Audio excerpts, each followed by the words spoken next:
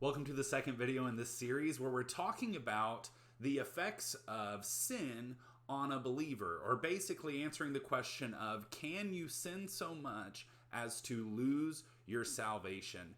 But what we have to do by way of introduction is we have to understand what it is that we're being saved from.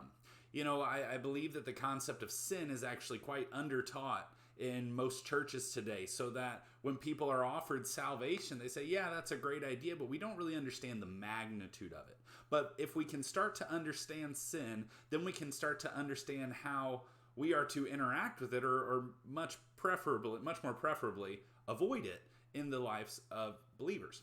So, first, in our effort to understand what sin is so that we can know what we're being saved from, I'd like to give you a quote from Thomas Constable. In his commentary on the book of Romans, he says this: "There are really three reasons why all human beings, except Christ, are guilty before God.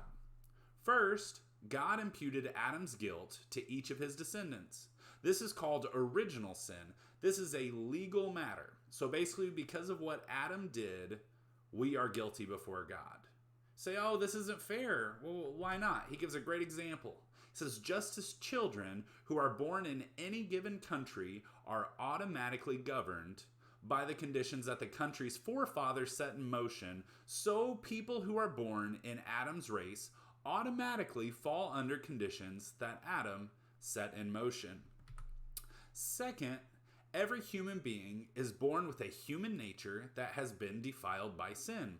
This is called our sin nature. This is an inheritance matter. This is one of the easiest proofs of sin to reveal to people. For example, if you have a toddler, you do not have to teach them how to do wrong. You do not have to teach a child how to lie or to steal or to cheat. These things are naturally in us. That is our sinful nature. But third, every person commits acts of sin. This is personal sin. This is an individual matter. This is a great explanation of what this verse states. For all have sinned and fall short of the glory of God. That's in Romans 3:23. All have sinned in this multitude of ways. We're sinful because of what Adam did. We're guilty because of that. We are sinful because it's in our very nature. And we are sinful because we have acted on that nature. The wages of that sin is death. As the first part of Romans 6:23 says.